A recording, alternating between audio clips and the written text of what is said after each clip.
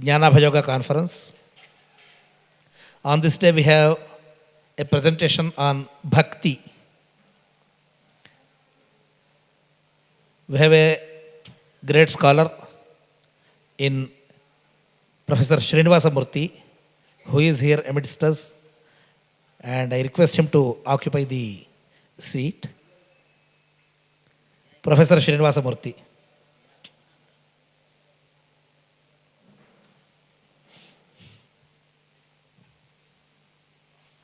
Jai Guru Datta.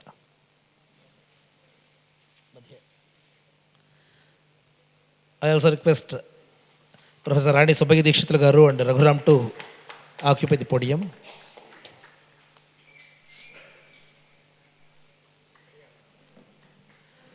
Sometimes my words may fail in describing the stature of Professor Srinivasa Murthy. As the devotees are aware, there are three important pantheons of philosophy. In other words, they are called the three mata, or the three opinions, or three professions which are professed by three great seers. The non-dualism, or the Advaita, which believes, which professes that there is God in everything and there is none other than the God. We are all embodiments and different forms of the same Almighty. That is the crux of Advaita. The second one is Dvaita. More or less, everyone is a Dvaitin here. Because as long as we all believe that we have a body, we have our minds, we are Dvaitis. The third one is the Visishta Dvaita, whereas it prescribes that God has a special role, but we are never in unison with the God. But at times we have the aspects of God. That is the Visishta Dvaita. Advaita is professed by Adi Shankaracharya and Visishta Dvaita by Ramanujacharya. After these two great seers, we have another astounding scholar who had taken sannyasa diksha in the form of Swami Madhvacharya. He was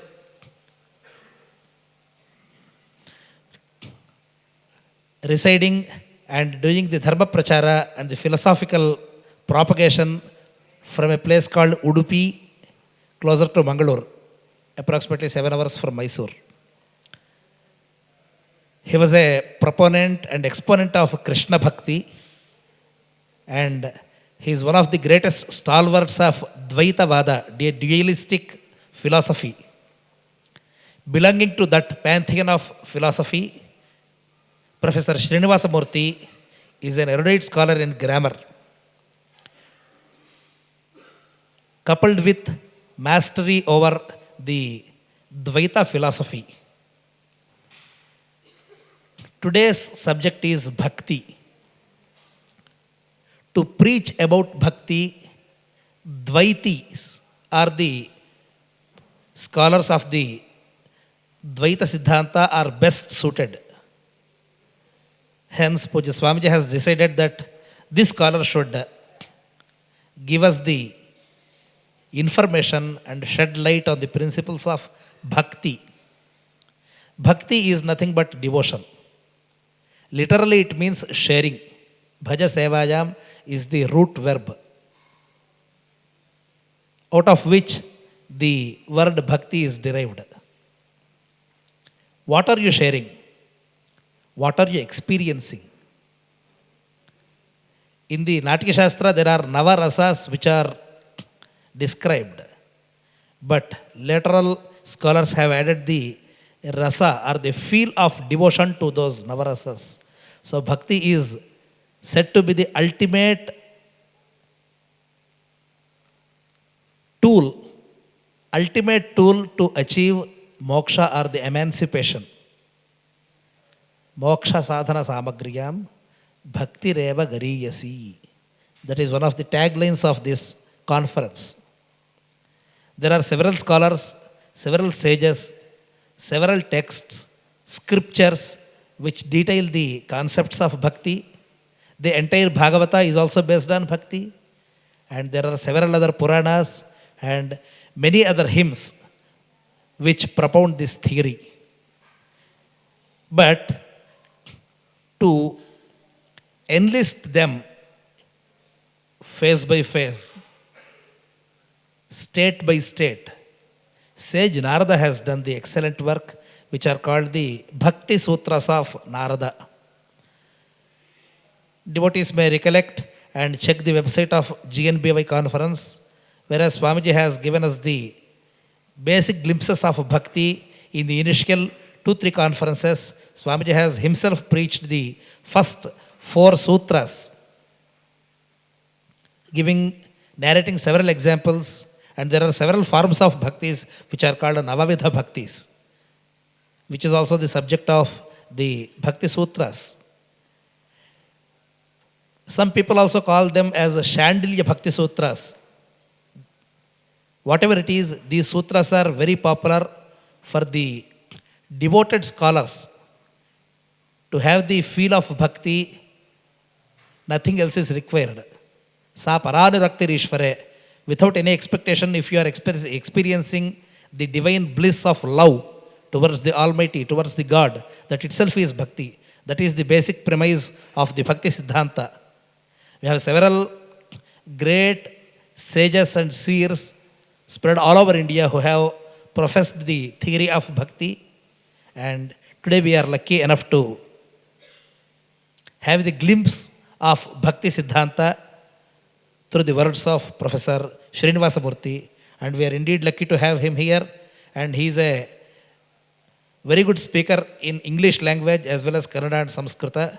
Today he will start in Kannada and switch over to English gradually. I request him to start his presentation. Jai Guru Datta. Narasimho khila jnana matadvanta divakaraha jayatyamita sajnana sukha shakti payonidhihi abhramam bhangarhitam ajadam vimalam sada anandatirthamatulam भजे तापत्रयापहं शुक्लाम्बरधरं विष्णुं शशिवर्णं चतुर्भुजं प्रसन्नवदनं ध्यायेत् सर्वविघ्नोपशान्तये क्षिप्रप्रसादाय नमः।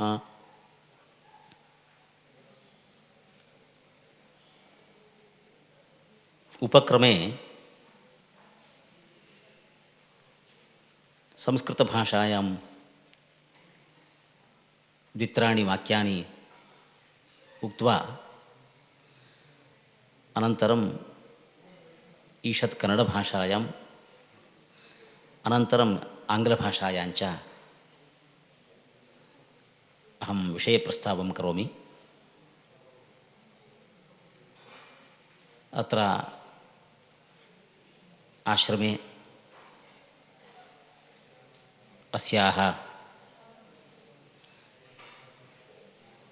श्रेष्ठतमायाः संस्थायाः अध्यक्षस्थाने विराजमानाः दत्तपीठाधिपतयः पूजनीयाः गणपति सच्चिदानन्द महास्वामिनः, तेभ्यः मम सादरं प्रणामं समर्प्य तथैव तच्छिष्याणां दत्तविजयानन्दतीर्थ स्वामिनः तेभ्योऽपि सादरं प्रणामं समर्प्य अत्र मम पार्श्वे उपस्थिताः अत्र भवन्तः सुबयदीक्षितमहाभागान् अभिवन्द्य तथा प्रांशुपालान् वंशी घनपाठिमहोदयाञ्च अभिनन्द्य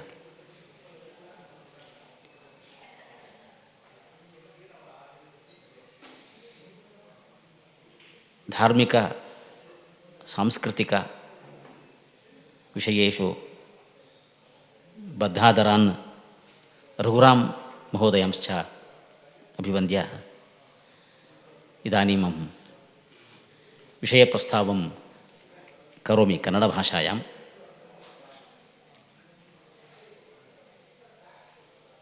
ಇಲ್ಲಿ ನಡೀತಾ ಇರೋ ಈ ಸಮ್ಮೇಳನದ ಅಂಗವಾಗಿ ನಾರದ ಭಕ್ತಿ ಸೂತ್ರಗಳ ಬಗ್ಗೆ ಒಂದು ತಾಸಿನ ಪ್ರವಚನವನ್ನು ಮಾಡಬೇಕು ಅಂತ ಇಲ್ಲಿಯ ವ್ಯವಸ್ಥಾಪಕರು ನನಗೆ ಹೇಳಿದ್ದಾರೆ. ನಾರದ ಭಕ್ತಿ ಸೂತ್ರಗಳು ಒಟ್ಟು 84 ಇದ್ದಾವೆ.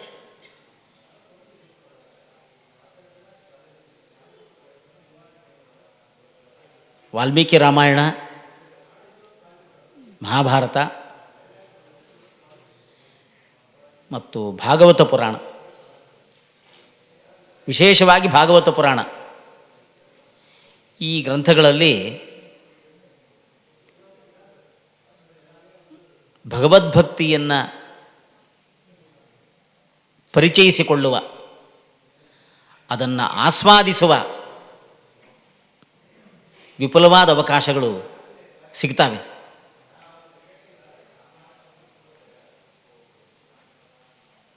ಆ ವಾಲ್ಮೀಕಿ ರಾಮಾಯಣದಲ್ಲಿ ನಮ್ಮ ಗಮನಕ್ಕೆ ಬರ್ತಕ್ಕಂತಹ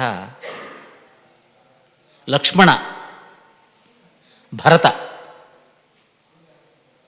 ಮತ್ತು ಹನುಮಂತ, ಇವರಿಗೆ ಶ್ರೀರಾಮಚಂದ್ರನಲ್ಲಿ ನಿರತಿಶಯವಾದ ಭಕ್ತಿ. ತಮಗೆ ಶ್ರೀರಾಮಚಂದ್ರನಲ್ಲಿ ಇರತಕ್ಕಂಥ ಭಕ್ತಿ, ಅದಕ್ಕೆ ಪ್ರತಿಯಾಗಿ ಅವರು ಏನನ್ನೂ ನಿರೀಕ್ಷೆ ಮಾಡಿಲ್ಲ. All the 3 devotees which we find in Valmiki Ramayana, that is Lakshmana, Bharata and Hanuman, they are highly devoted to Rama. Devotion in full bloom we find in them. Devotion is in full bloom in them, which we understand through their way of showing their devotion, worshipping them. These 3 never expected anything in return for their worship, for their devotion. That is Nishkama Bhakti. Bhakti of Hanuman is Nishkama Bhakti. He never wants anything in return for the devotion he shows towards Sri Ramachandra. Similarly Bharata and similarly Lakshmana. Narada Bhakti Sutra calls this kind of Nishkama Bhakti Ekanta Bhakti. The terms Ekanta Bhakti and Nishkama Bhakti mean one and the same. A devotion in a person for which the devotee does not expect anything in return. It is devotion for devotion's sake, or devotion for the highest appreciation of the virtues they find in Sri Ramachandra.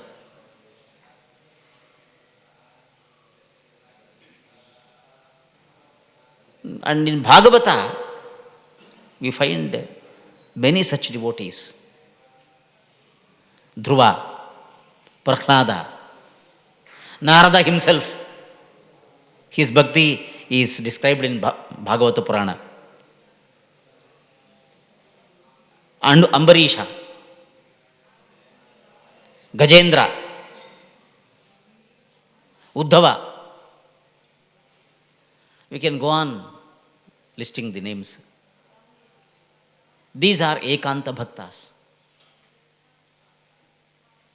So, studying these personalities, studying these devotees, one has to arrive at a definition of bhakti.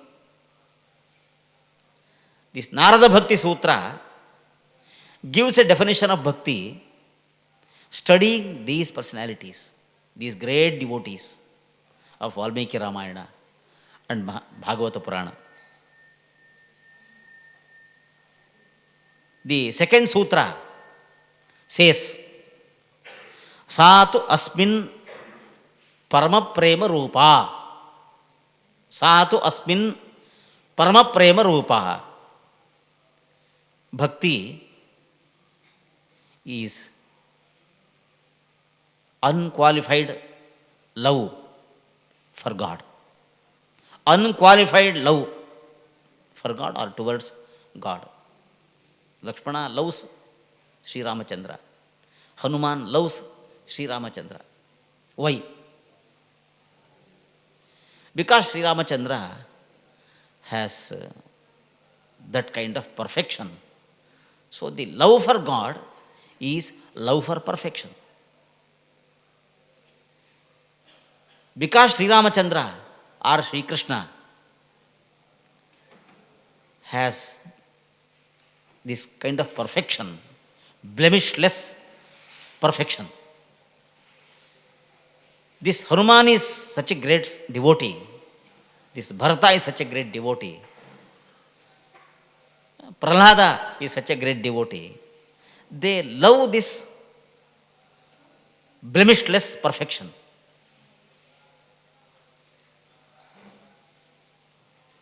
So this kind of blemishless perfection is the highest personality, highest virtue of Almighty.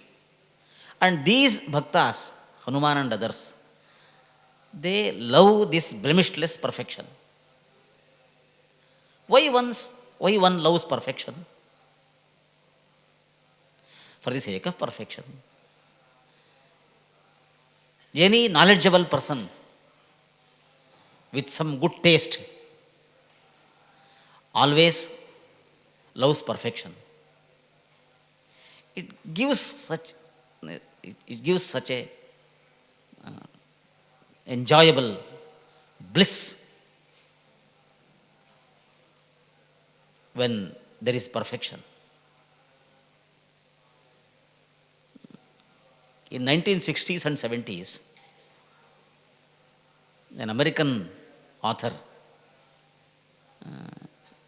very famous in 1970s, Will Durant, he authored a book. The title was Story of Philosophy.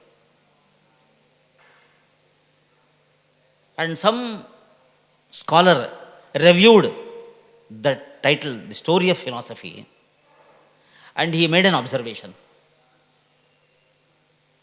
The joy of understanding is the noblest pleasure. The joy of understanding is the noblest pleasure. So why people try to understand this universe? Understand different aspects of this universe. There is joy in understanding this universe, various aspects of this universe. While one tries to understand this universe,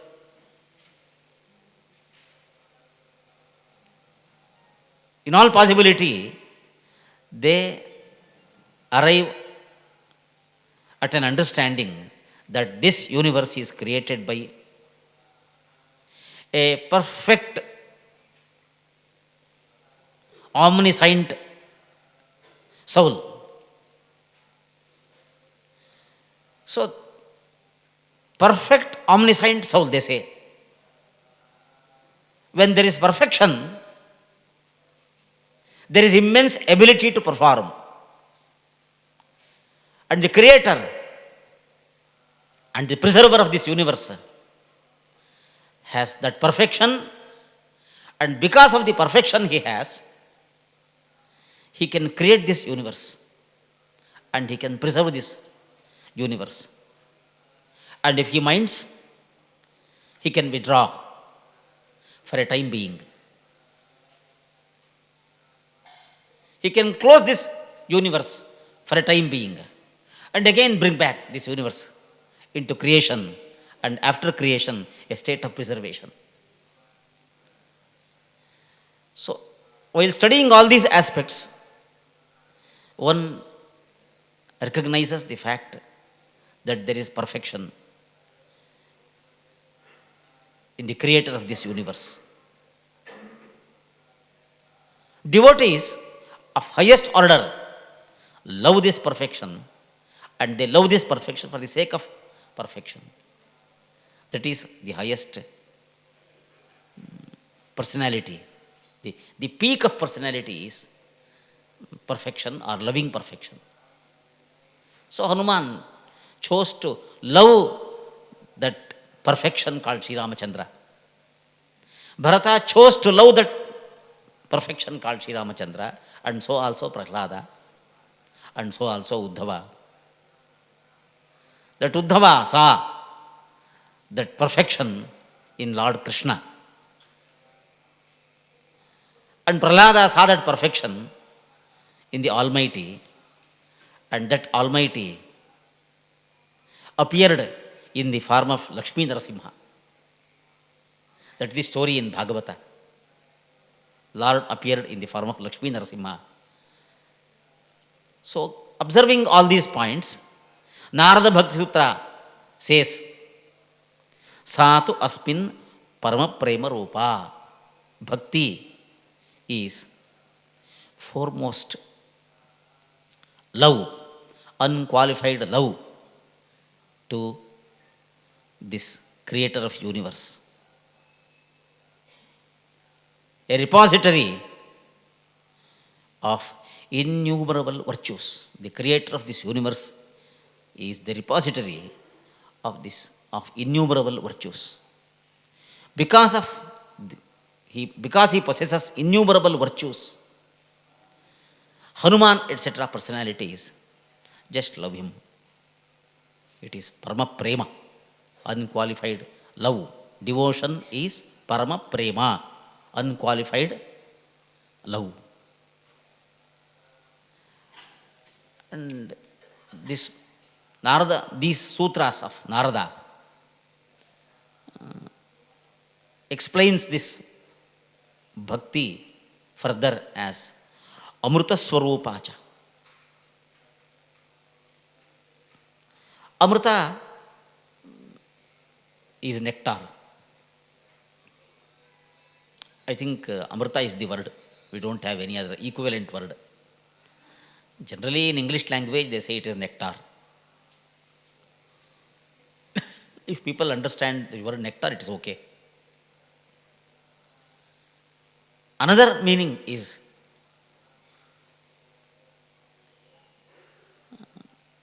a state where there is no sorrow, there is no ignorance, there is no death. That state is called Amrita. We call salvation, we call deliverance, we call emancipation. In our Sanskrit language, we call that Mukti. Mukti from what? Mukti from ignorance. Mukti from sorrow. Mukti from the cycle of births and deaths. So the word Amrita embodies these meanings. When one can develop bhakti in Almighty,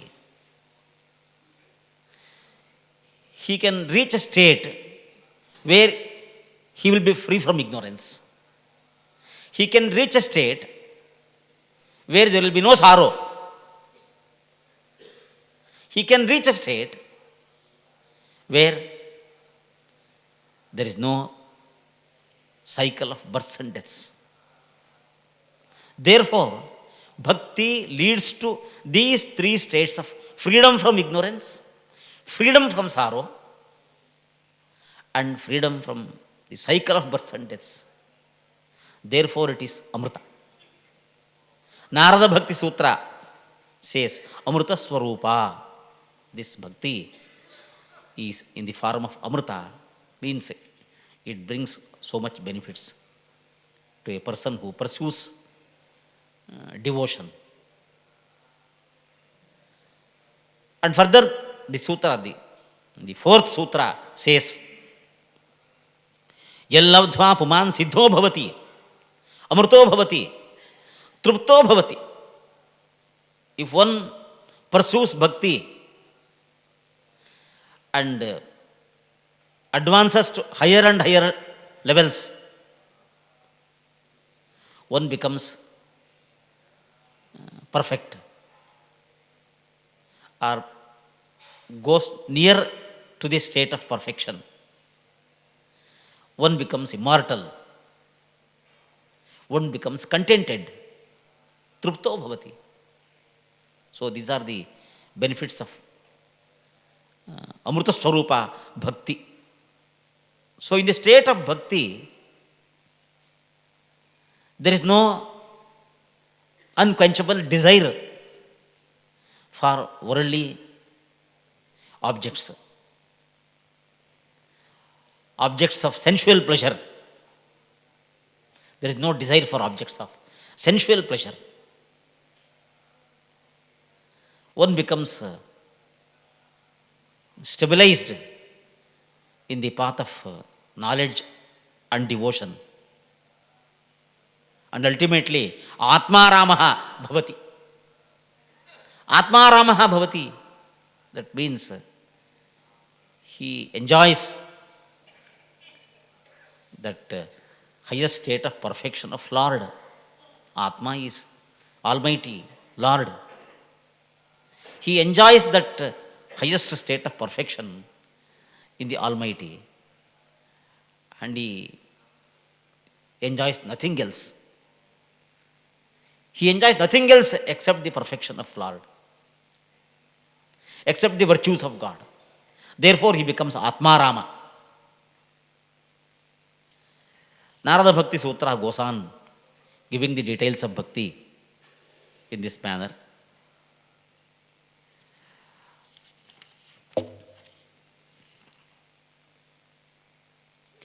And the sutras give definitions of bhakti. Pujadishu anuragaha iti parasharyaha. Parasharyaha is Bhagavan Veda Vyasa, the author of Mahabharata.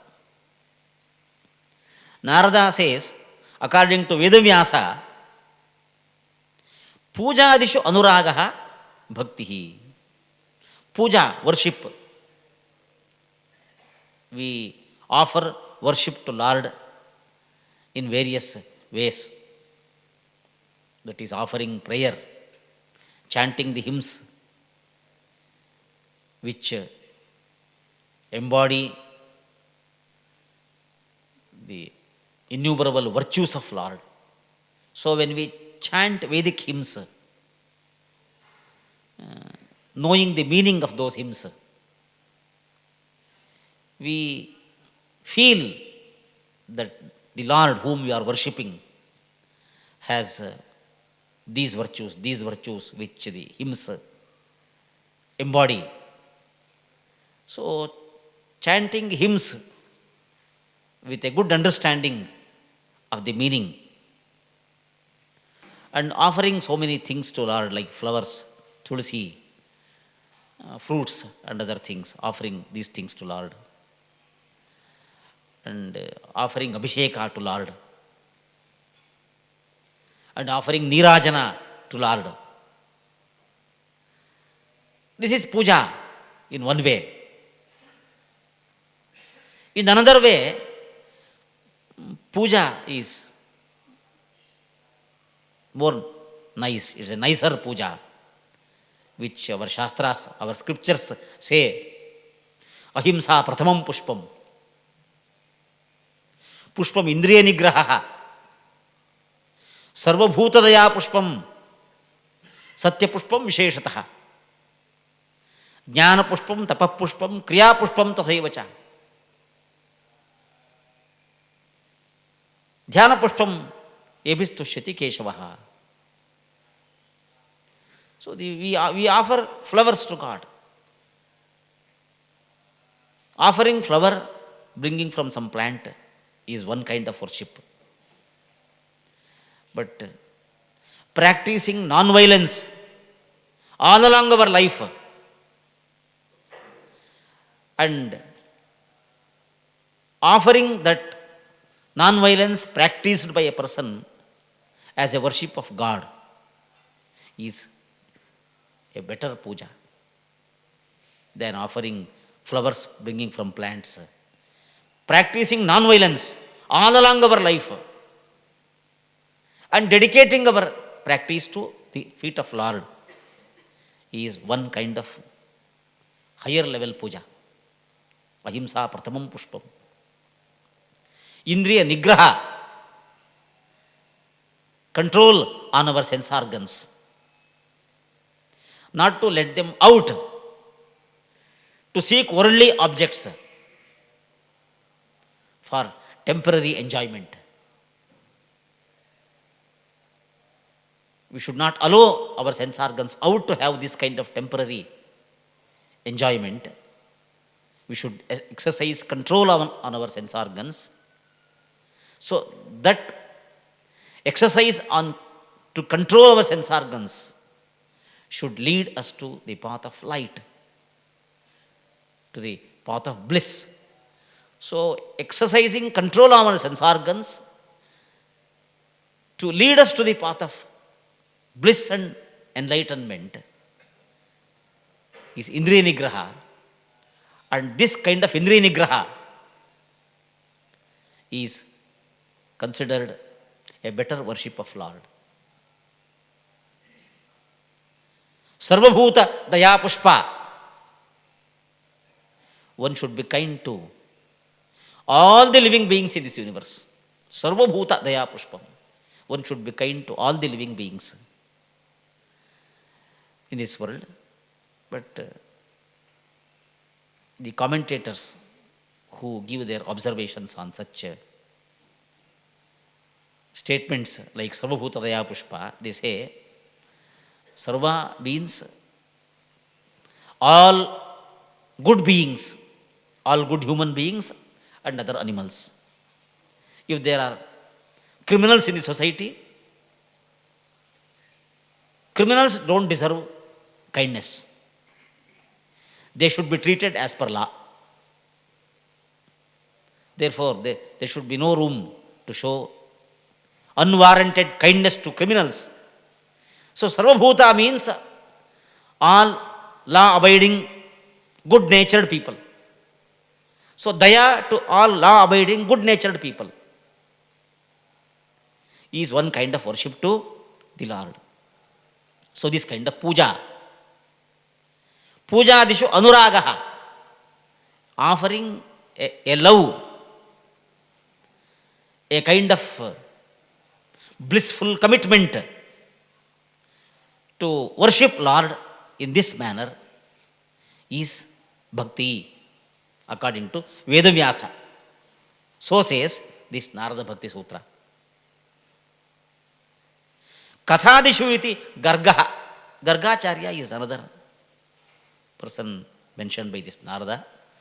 Gargacharya was a Kulapurohita of Yadavas. We find a mention of him in the Dashamaskanda of Bhagavata Purana. This Gargacharya defines bhakti as our inclination, loveful inclination to listen to the story or the stories of Lord, Sri Ramachandra, Sri Krishna, Narasimha, Buddha, Datta. To listen to the a love, a blissful love, to listen to the stories of the Lord is bhakti according to Gargacharya. ಆತ್ಮರತ್ಯ ವಿರೋಧೇನ ಇತಿ Shandilya. Another famous person, Shandilya. This, according to Narada, Shandilya gives a definition of bhakti, which means a contemplation without affecting Atmarati. A contemplation without affecting Atmarati is bhakti, he says. ನಾರದಸ್ತು ತದರ್ಪಿತ ಅಖಿಲಾಚಾರತ ತದ್ವಿಸ್ಮರಣೆ ಪರಮವ್ಯಾಕುಲತ ಇತಿ. Narada says, devotion is that where the devotee submits all his activities, all his observations to the feet of Lord. So, submission of all activities, all observations to the feet of Lord is bhakti. That is according to Narada. Tadvismarane paramavyakulata. When a devotee like Lakshmana or Bharata or Hanuman, or let us come down to some lower level bhakta, they are at very higher level. A lower level bhakta may be aware of, may keep the awareness of the prowess of God, the mahima of God continuously. He may keep thinking the greatness of God continuously. For some reason, there may be some disturbance. When there is some disturbance, and when the mind goes out to the external world, this kind of devotee experiences disturbances for a while and come back. When he comes back to contemplate on the greatness of God, there is a kind of repentance in him that he was not thinking of God for a while. So when there is forgetfulness for a while, if one experiences repentance for that forgetfulness, that is also a definition of bhakti. Repentance for forgetfulness of the greatness of God, of the mahima of God, is also definition of bhakti. Narada Bhakti Sutras give definition of bhakti according to Parasharya, according to Gargacharya, according to Shandilya, and according to Narada also. These are the Bhakti Sutras authored by Narada. And Narada says, this is the definition of Narada. That is the style of oneself mentioning him in third person. So Narada mentions himself in third person and says, this is Narada's definition. That means this is my definition. In other words, Narada is saying, this is my definition, but it is mentioned in third person saying, this is Narada's definition.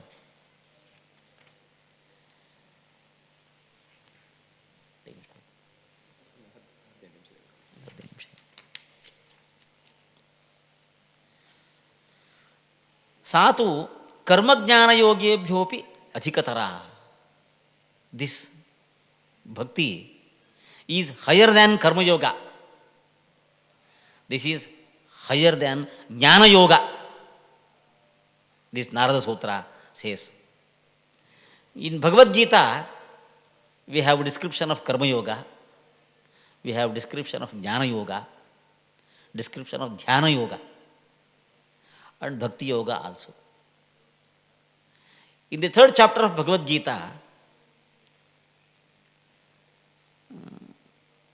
there is a description of jnana yoga and karma yoga. Jnana yogena sankhyanam. karma yoginam. There is a statement in the 3rd chapter of Bhagavad Gita. There we understand Jnana Yoga and Karma Yoga are not opposite. They go hand in hand. Karma Yoga helps to attain higher and higher enlightenment on God. And the higher enlightenment on God further helps to be active in life as prescribed by scriptures. And those activities must lead one to attain further higher attainment of God. So, karma contributes to attain higher attainment of, higher enlightenment of God. And the higher enlightenment of God further contributes to perform our duties in this world in a better way as prescribed in the scriptures, and that leads to a better understanding of Lord again. So, Jnana Yoga strengthens Bhakti, Karma Yoga, and Karma Yoga strengthens Jnana Yoga. One is complementary to another. So that way, there is no clash, there is no conflict, there is no room to think that one should pursue either Jnana Yoga or Karma Yoga. A seeker, a good seeker, should be able to pursue both Jnana Yoga and Karma Yoga. One furthering the strength of the another. That should be the approach according to Bhagavad Gita. But here Narada Bhakti Sutra says this Bhakti Yoga is higher than Jnana Yoga and it is higher than Karma Yoga. Karma Jnana Yogebhyahapi Athikatara. Because the purpose of pursuing the path of knowledge, the purpose of pursuing the path of karma is to have a very good understanding of God. When one achieves that very good understanding of Lord, one realizes infinite virtues of Lord. On realizing infinite virtues of Lord, one develops a natural love to the Lord. So, developing a very natural love to Lord is the purpose of this Jnana Yoga and Karma Yoga. So, the aim of Jnana Yoga and Karma Yoga is reaching Bhakti Yoga. Therefore, Bhakti Yoga is higher than Jnana Yoga and Karma Yoga, according to this Narada Bhakti Sutras.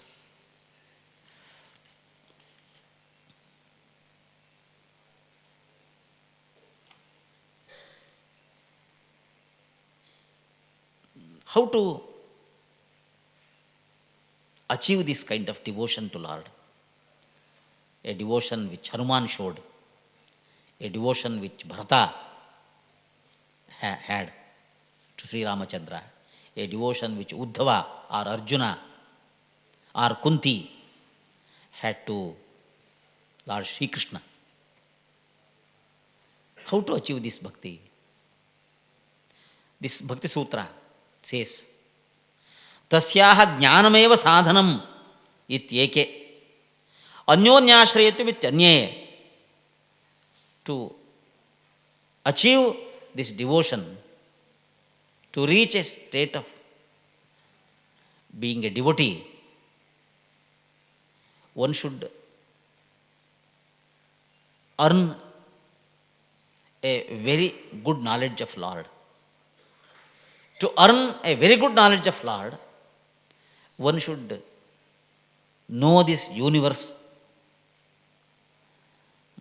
as much as possible, as deep as possible. One should be able to know this universe, how big this universe is, what variety we have, mind boggling variety we have, how wonderful this universe is. The study of our body itself is a micro study of this entire universe. Studying the universe itself is a macro study of the universe. Studying our body, the structure of our body, is the micro study of this universe. If we pursue this micro study or macro study of this universe, one understands mind-boggling order of this universe, wonderful order in this universe. So we have to understand this universe in various aspects. On understanding this universe, we feel the greatness of the creator of this universe. When we feel the greatness of the creator of this universe, that feeling transforms to a form of love, which love is devotion.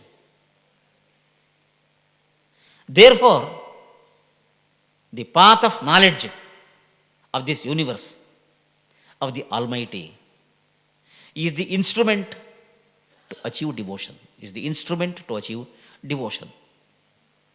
That is one view according to this sutra. Another view is Anyonyashrayatvam ityanye. That is jnana and bhakti. They are mutually dependent. So if one aims to achieve a very good understanding of this universe, and consequently a very good understanding of the Almighty, one should have some elementary devotion to God.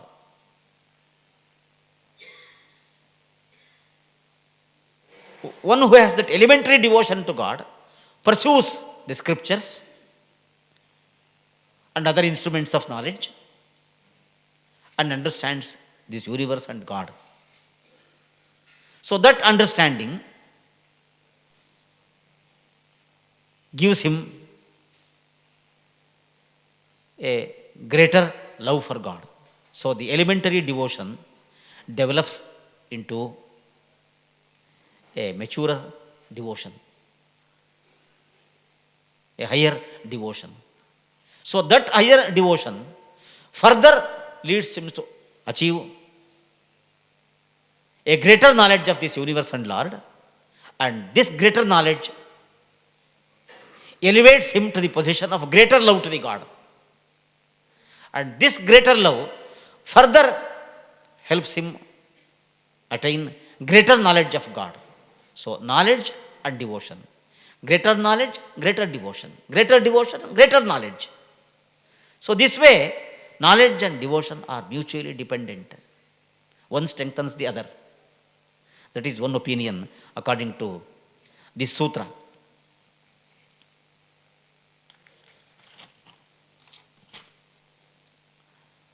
I think we are coming into the end of this session. I think time is running out. I have to say a few words now.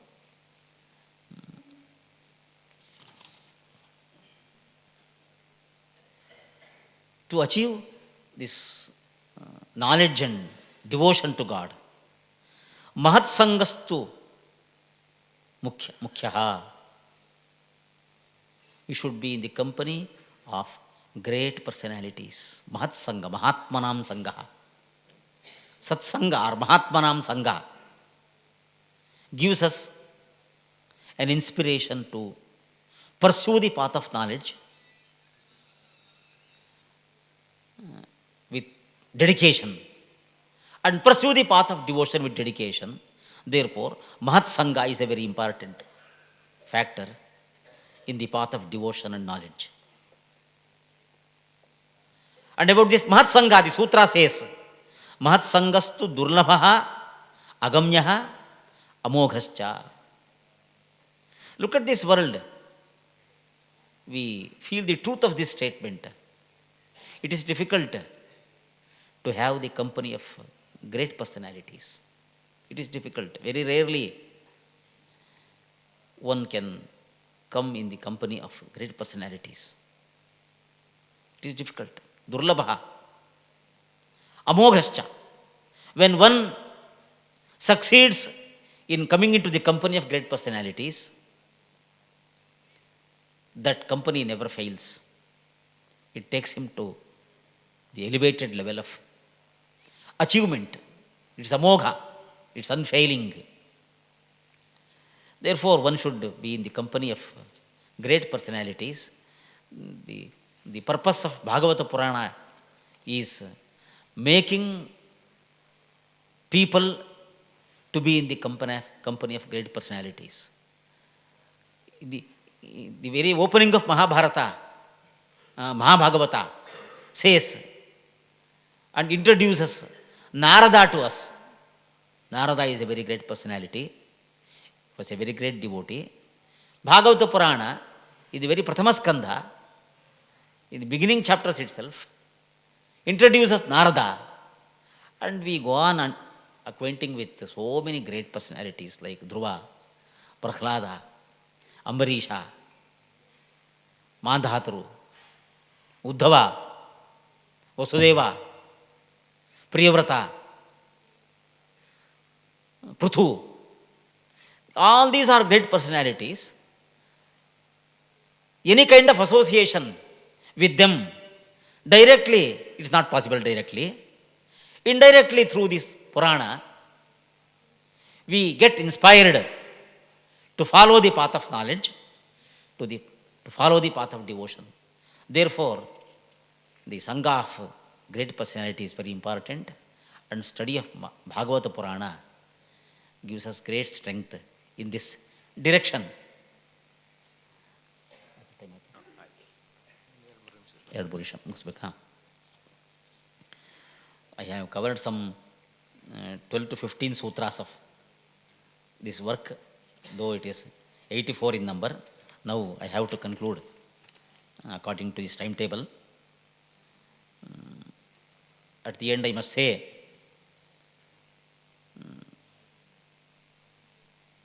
this last but one sutra says, Gunamahatmyasakti, Rupasakti, Pujasakti, Smaranasakti, Dasyasakti, Sakhyasakti, Vatsalyasakti, Kantyasakti, Atmanivedanasakti, Tanmayasakti, Paramavirahasakti, Rupa, Ekadashadha Bhavati. This devotion is a kind of attachment to the virtues, and that may be recognized in 11 forms, it says. The first one is attachment to the glorification of the blessed qualities of God. The second one is attachment to his beautiful form, that is Rupa Sakti. The third one is Puja Sakti, attachment to his worship. Fourth one is attachment to his remembrance. Fifth one is attachment to his service. Sixth one is attachment to his friendship. Seventh is attachment to filial love for him. Eighth one is attachment, a wife-like attachment to the God. Attachment to self-surrender. Attachment to being filled with him. And attachment to intense feeling of pain when there is separation. After saying all this about bhakti, the Narada Bhakti Sutra at the end says, ಇತ್ಯೇವಂ ವದಂತಿ ಜನಜಲ್ಪ ನಿರ್ಭಯಾ ಏಕಮತಾಃ. So Narada, the conclusion says, those who are not shy of being devoted to God say this, and their names are Sanat Kumara, Vedavyasa, Shuka, Shandilya, Gargacharya, Vishnu, Kaundinya, Shesha, Uddhava, Aruni, Bali, Hanuman and Vibhishana. Narada Bhakti Sutra mentions names of these great personalities, and these great personalities declared that devotion to Lord is the highest achievement of one's life, and that takes him to the highest goal of emancipation or mukti. Yaiha Narada Proktam Shivanushasanam Vishwasiti Shraddhatte sa bhaktiman bhavati sa preshtam labhate sa preshtam labhate. At the end, the sutra says, who studies the sutras of Narada and gets into the path of devotion to Lord, preshtam labhate, preshtam labhate. He attains emancipation, attains emancipation. We find the Upadeshas of Narada in the Saptama Skandha of Bhagavata Purana, where Prahlada says to his classmates that he was taught by Narada while he was in the womb of his mother. So Prahlada narrates what Narada preached. I shall say one verse from this Upadesha and conclude. Etavaneva lokesmin pumsam swartha paraspurtah ekanta bhaktir govinde yat sarvatra tadikshanam. This is the highest self-benefit to people. Self-benefit to people.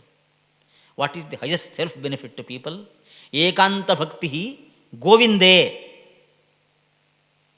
An unqualified bhakti in Lord Krishna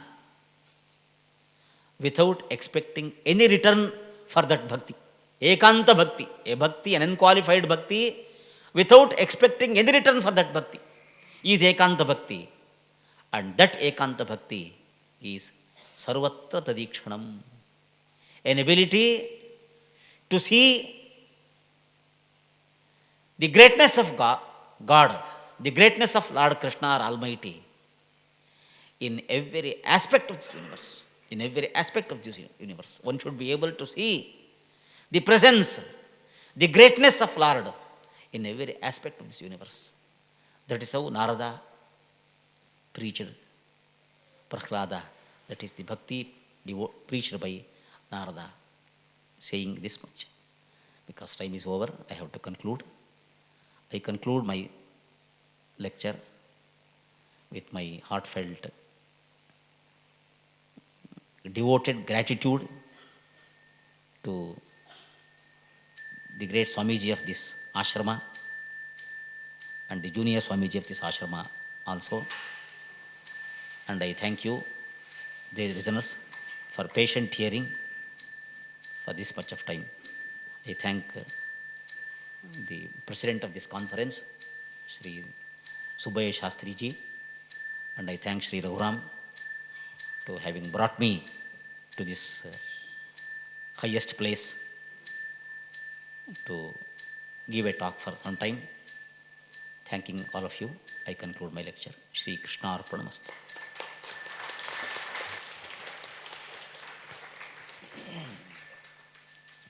Jai Guru Datta.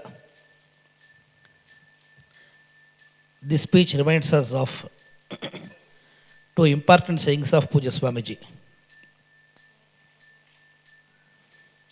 Once there was an interesting piece of discussion between an atheist and a philosopher. Finally, after hours of discussions, there was one last question. how do you find the God, or how do you do not find the, how don't you find the God? The philosopher concluded by saying just one mere sentence. The gist of all the scriptures in every faith boils down to just one point. If you cannot see God everywhere, you will never see Him anywhere. If you cannot see God everywhere, you will never see Him anywhere. If you want to see God everywhere, somewhere, you will certainly see Him everywhere. If you want to see God somewhere, you have to see Him everywhere.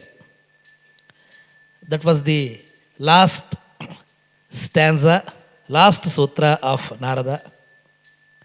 This also reminds me the first stanza of Swamiji's Satchidananda Nitimala. We are all mired in several controversies, several difficulties, several problems, several afflictions. How to get out of this?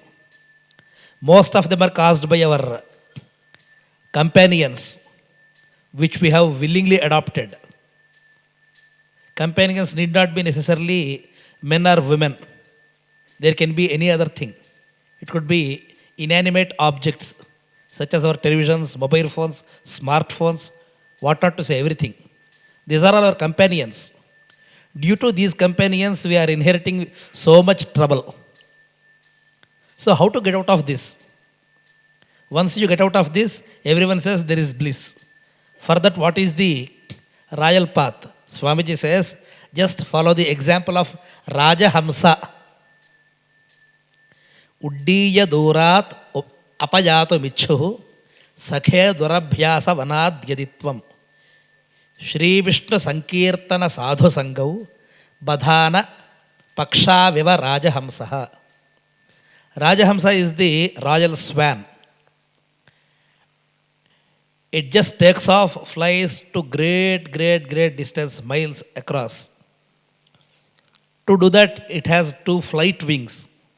As we are all very much aware of the birds here, the birds have two wings, but it's not exactly one wing. There are several feathers which is making up the wing.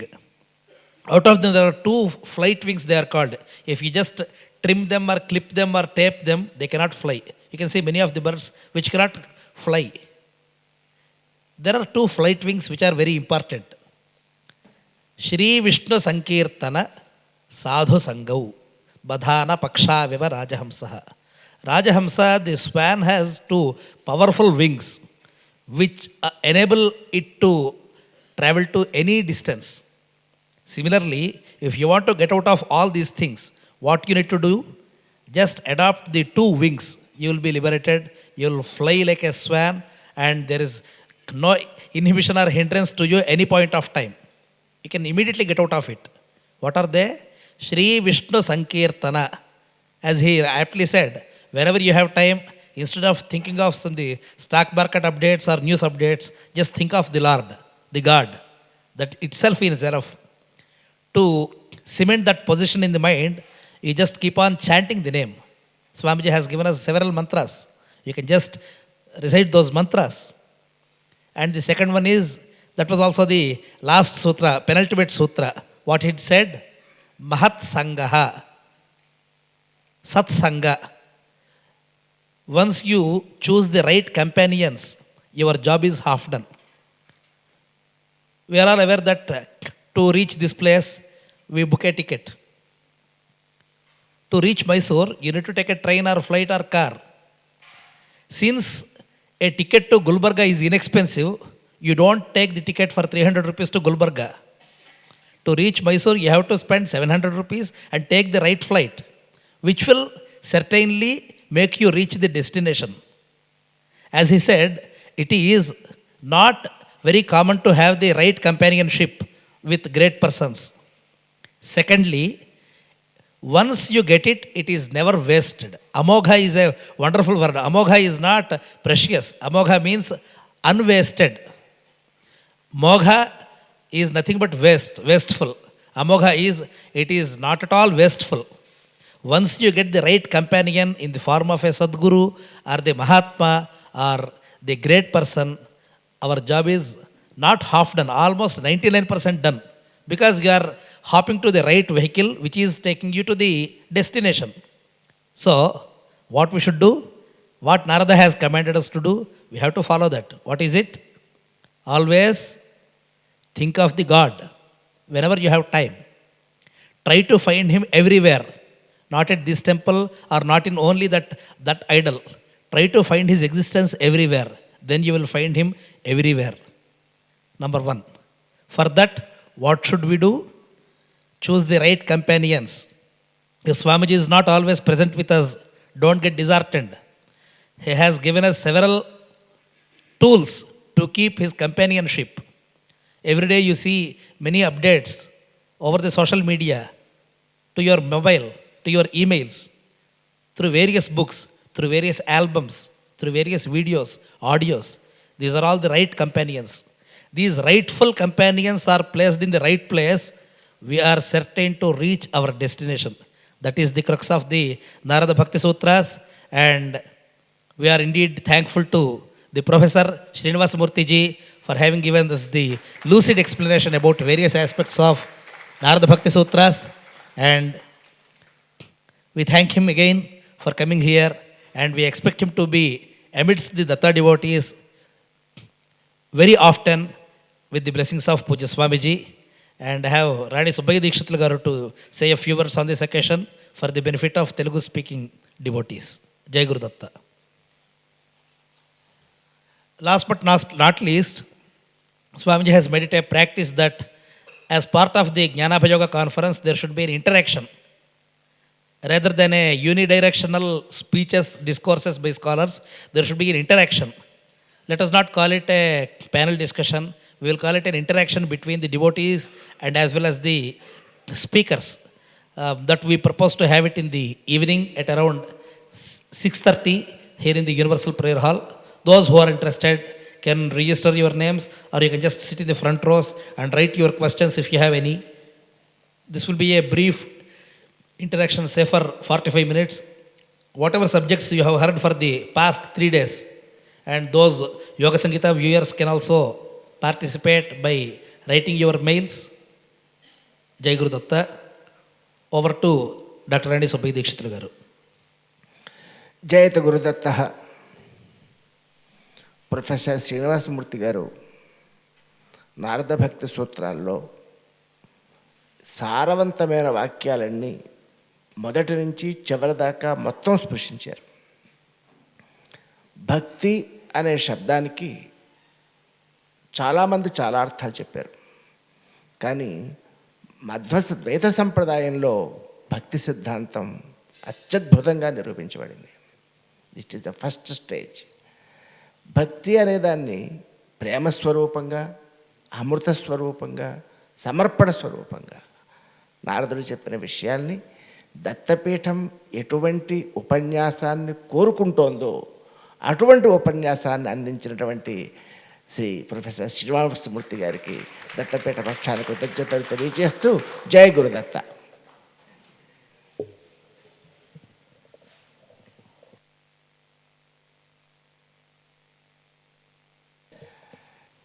ఇది చాలా వరం. ఎందుకంటే సామాన్యంగా మనం ఆ time అయ్యేసేవారికి ఆపేస్తాం, ఎప్పుడు కంక్లూజన్లోనే ఉంటుంది. కానీ వాడ ఎస్టాబ్లిష్మెంట్లోకి వచ్చాం. భక్తి అనే శబ్దానికి చాలామంది చాలా రకాలుగా చెప్పారని మాట మనం చెప్పుకున్నాం. నారద భక్తి సూత్రాల గురించి చెప్పుకున్నాం. ప్రేమ స్వరూపంగా, అమృత స్వరూపంగా, సమర్పణ స్వరూపంగా, సర్వాత్మలా తెలుసుకున్న తర్వాత ఇంకొక మాట కూడా చేసుకుందాం.